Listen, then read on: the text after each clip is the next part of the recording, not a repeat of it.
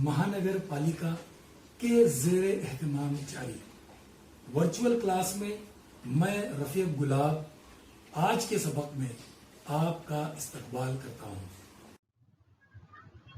प्यारे बच्चों, अस्सलाम वालेकुम। ये है हमारी उर्दू बाल भारती दरसी किताब और इसी किताब से आज हम एक सबक पढ़ने वाले हैं। आपसे गुजारिश है कि तवज्जो से समाअत फरमाएं। आज हम जो सबक पढ़ रहे हैं उस सबक का नाम है ज़मीर की आवाज़ और इस सबक के मुसन्निफ हैं हामिद हसन कादरी। आइए हम सबक पढ़ रहे हैं। आपसे गुजारिश है कि तवज्जो से समाअत फरमाएं। पहली बात, ईमान के मजबूत होने की ये पहचान बताई गई है कि जब कोई शख्स किसी बुराई को देखे तो उसे अपने हाथों से रोके। ये मुमकिन ना हो तो उसे ज़बान से रोके और ये भी ना हो पाए तो इस काम को दिल से बुरा समझे। बुराई का एहसास इंसान को बुरे काम से रोकता है। इसे ज़मीर की आवाज़ भी कहा जाता है। जो लोग बुराई के खिलाफ अपने अंदर उभरने वाली इस आवाज़ को दबाकर दुनिया के फ़ायदे हासिल करते हैं उन्हें ज़मीर फरोश कहा जाता है। ज़ैल की कहानी इंसान के अंदर उभरने वाली इसी ज़मीर की आवाज़ पर मबनी है।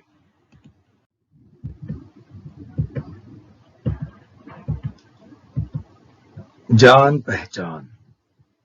हामिद हसन कादरी 1887 ईस्वी में बछरावां जिला मुरादाबाद यूपी में पैदा हुए।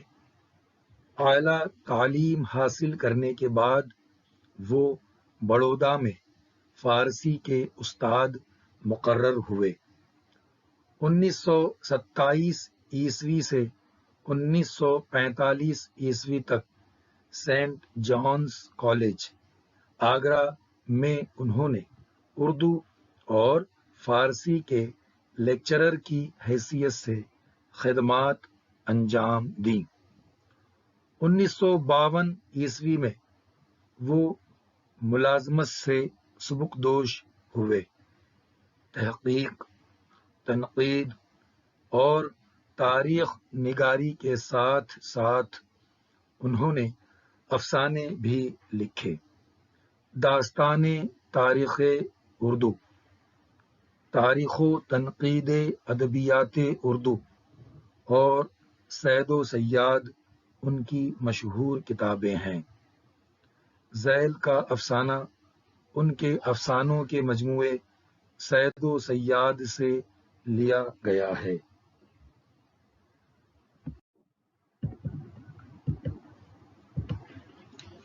अब हम सबक ज़मीर की आवाज़ पढ़ेंगे। आपसे गुजारिश करते हैं कि तवज्जो से समाअत फरमाएं।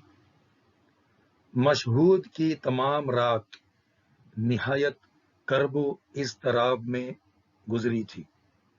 सुबह को मुलाजिम ने अखबार ला कर दिया।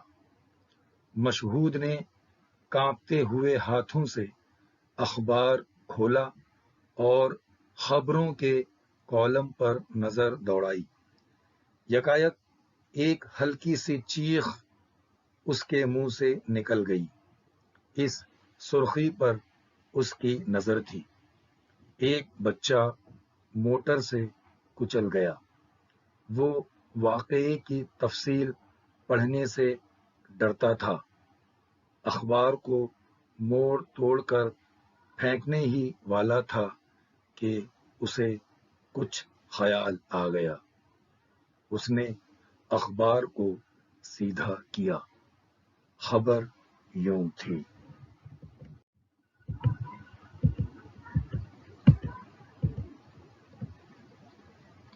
کل 3 بجے سپہر کو عالم نگر کی سڑک پر ایک 4 برس کا بچہ موٹر سے ٹکرا گیا۔ موٹر ایسی تیزی سے نکل گئی کہ اس کا نمبر نوٹ نہ کیا جا سکا۔ بچہ مستری خداداد مرحوم کا تھا۔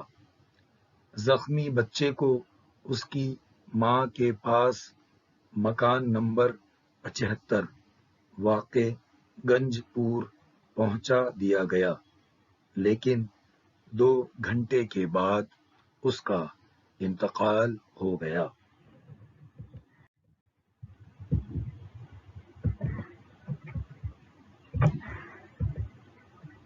مشہود دیر تک سر پکڑ کر بیٹھا رہا، پھر خود بخود کہنے لگا، تو میں اس کا قاتل ہوں؟ مجھے اسی انجام کا اندیشہ تھا۔ کل سے کتنی مرتبہ ارادہ کیا کہ حادثے کی جگہ پر پہنچ کر تحقیقات کروں کہ میری کار سے جو بچہ ٹکرایا تھا اس کا حشر کیا ہوا، کون تھا اور کس کا تھا، لیکن جانے کی ہمت نہ ہوئی۔ آخر اب معلوم ہو گیا، لیکن کیا کروں؟ کیا اس کے گھر جاؤں؟ اس کی ماں سے اپنے جرم کا اقبال کروں؟ اس بدنصیب کی تباہ حالت اپنی آنکھوں سے دیکھوں؟ اس کی لعنت و ملامت، غصہ و نفرت کا ہدف بنوں اور اپنے کیے کی سزا بھگتوں؟ یہی ہونا چاہیے، لیکن کیا مجھ میں اس کی ہمت ہے؟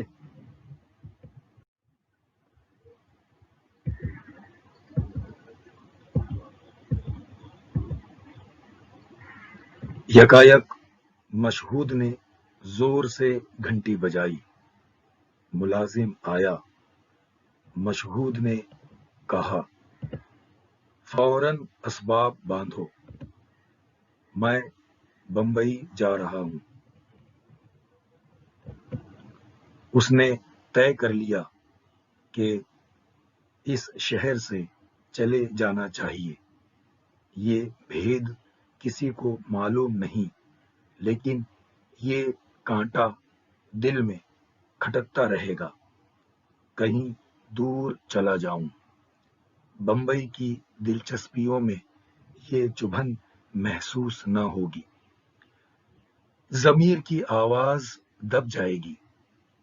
یہ سوچ کر تجوری میں سے نوٹوں کی ایک گڈی نکال کر واسکوٹ کی اندرونی جیب میں رکھ لی اور اٹھ کھڑا ہوا کہ چل کر دوستوں سے رخصت ہو آؤں۔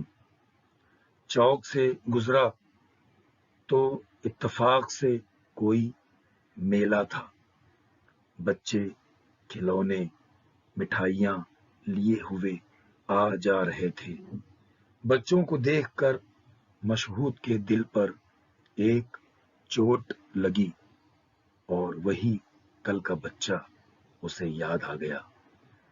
خدا جانے وہ بچہ کس شکل کا تھا، گورا تھا یا کالا، خوبصورت یا بدصورت۔ مشہود یوں ہی چکر لگاتا جا رہا تھا کہ یکایک ایک جگہ ٹھہر گیا۔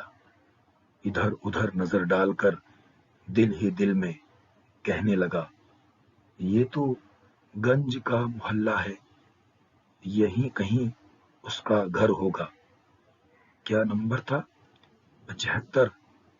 سامنے کی گلی میں لوگ بہت آ جا رہے تھے۔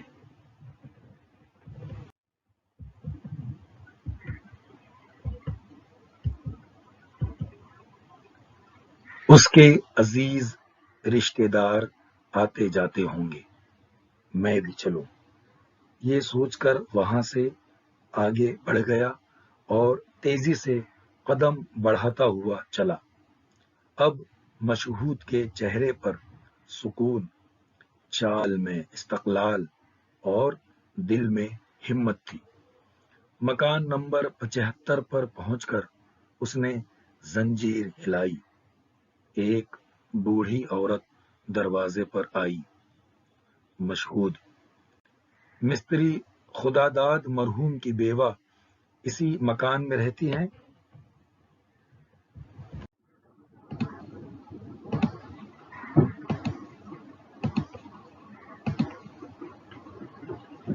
بڑھیا: آئیے، آپ بیٹھک میں آ جائیے، میں بلاتی ہوں۔ وہ بچے کے پاس بیٹھی ہیں۔ بیٹھک میں زنانے مکان کا دروازہ تھا۔ ذرا سی دیر میں دروازے کے پاس سے آواز آئی: آپ نے مجھے بلایا تھا؟ آپ کون ہیں؟ مجھ سے کیا کام ہے؟ مشہود کا کلیجہ اچھلنے لگا۔ آواز میں حزن و اندوہ کا اثر ہے۔ ابھی رو کر اٹھی ہوگی۔ اس پر مصیبت کا پہاڑ میں نے توڑا ہے۔ اس عورت نے پھر کہا: آپ کون ہیں؟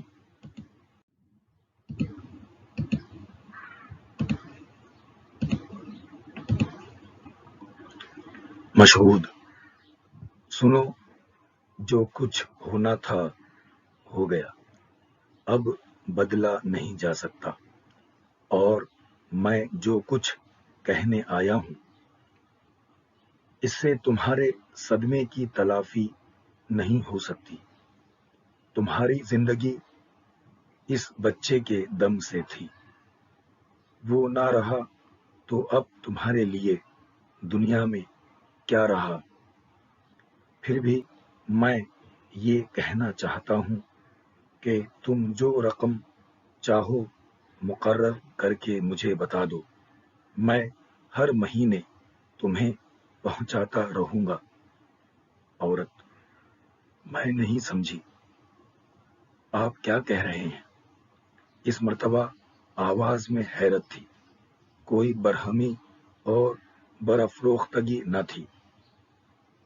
مشہود: بی بی، مجھے خدا نے بہت کچھ دیا ہے، میں ہر رقم خوشی سے دے سکتا ہوں، اور جب تک تمہاری کوئی خدمت نہ کروں گا میرے دل کو اطمینان نہ ہوگا۔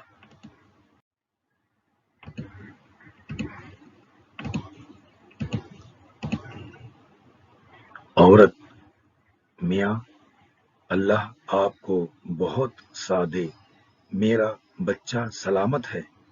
مشہود کو اپنے کانوں پر یقین نہ آیا کہ کیا سن رہا ہے، متحیر رہ گیا۔ مشہود لرزتی ہوئی آواز سے: بچہ سلامت ہے، میں نے اخبار میں پڑھا۔ عورت: مجھ سے آج صبح لوگ کہتے تھے کہ اخبار میں چھپ گیا ہے، لیکن وہ خبر غلط ہے۔ بے شک لڑکا موٹر سے ٹکرا کر گر پڑا تھا، لیکن چوٹ سے زیادہ دہشت سے بے ہوش ہو گیا تھا۔ ڈاکٹر صاحب کہتے ہیں چوٹ جلدی اچھی ہو جائے گی۔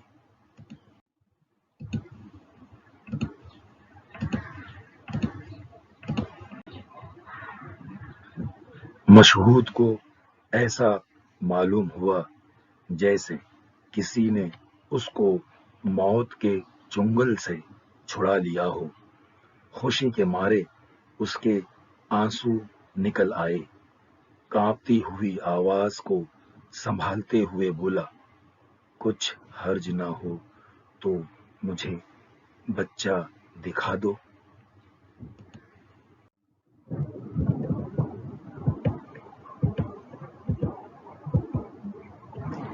عورت: بہت اچھا، میں ہٹی جاتی ہوں، اندر آ جائیے۔ مشہود اندر گیا تو دیکھا کہ دالان میں ایک خوبصورت گورا چٹا بچہ پلنگ پر لیٹا کھلونوں سے کھیل رہا ہے۔ اس کا سر اور ایک ہاتھ پٹیوں سے بندھا ہوا ہے۔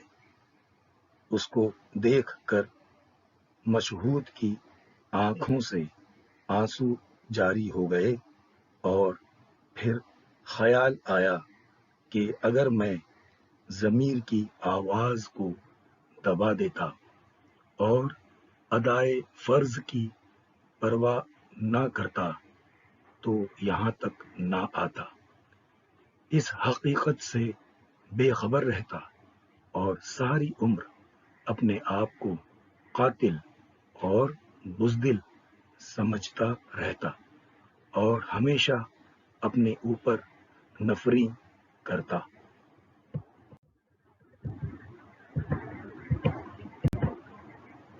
مشہود: بیٹے کیسے ہو؟ خیریت سے تو ہو نا؟ کیسے اچھے کھلونے ہیں، کہاں سے لائے؟ بچہ: آپ کون ہیں؟ ڈاکٹر صاحب تو نہیں؟ اب میرا ہاتھ نہ کھولنا۔ مشہود: نہیں میاں، ڈاکٹر نہیں ہوں، تمہارے ابا کا دوست ہوں، لو دیکھو اس میں کیا ہے۔ مشہود یہ کہتا ہوا نوٹوں کی گڈی سے بھرا لفافہ بچے کے ہاتھ میں دے کر دروازے کی طرف چل دیا۔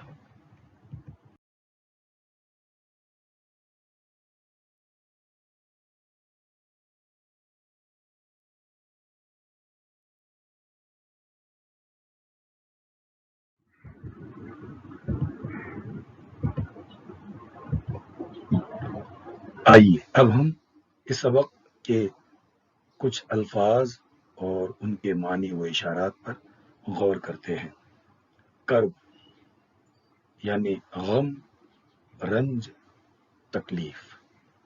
اضطراب یعنی بے چینی۔ اقبال کرنا، قبول کرنا، مان لینا۔ ہدف، نشانہ، کلیجہ اچھلنا، گھبراہٹ ہونا۔ حزن و اندوہ، رنج، غم، تلافی ہونا، کمی پوری ہونا۔ برہمی، ناراضگی، برافروختگی، غصہ، نفری کرنا، لعنت بھیجنا۔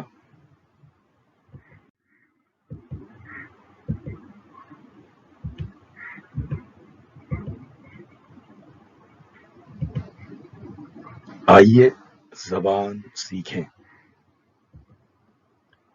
کے اور کے ذیل کی مثالیں دیکھیے۔ ہاتھی کے دانت، بادشاہ کے سپاہی، رانی کے زیور، موسم کے رنگ وغیرہ۔ ان اضافی ترکیبوں میں کے دو اسموں کے اضافی رشتے کو ظاہر کرتا ہے، اسے حرف اضافت کہتے ہیں۔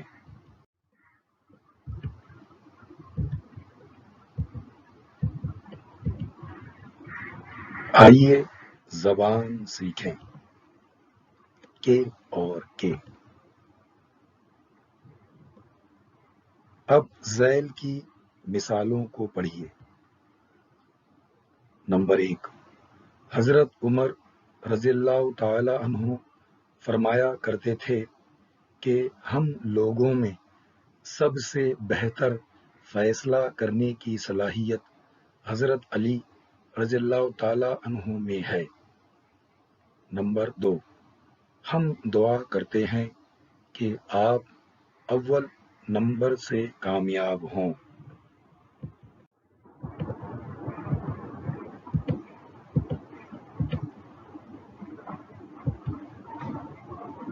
آئیے زبان سیکھیں۔ کے اور کے۔ ان مثالوں میں حرف کے دو جملوں کو جوڑنے کے لیے آیا ہے، اس لیے اسے حرف عطف کہتے ہیں۔ دوسری مثال میں کہا گیا ہے ہم دعا کرتے ہیں، پھر اس جملے کے بعد بیان کیا گیا ہے کہ کیا دعا کرتے ہیں۔ حرف کے یہاں بیان کے لیے آیا ہے، اس لیے کے کو کاف بیانیہ بھی کہا جاتا ہے۔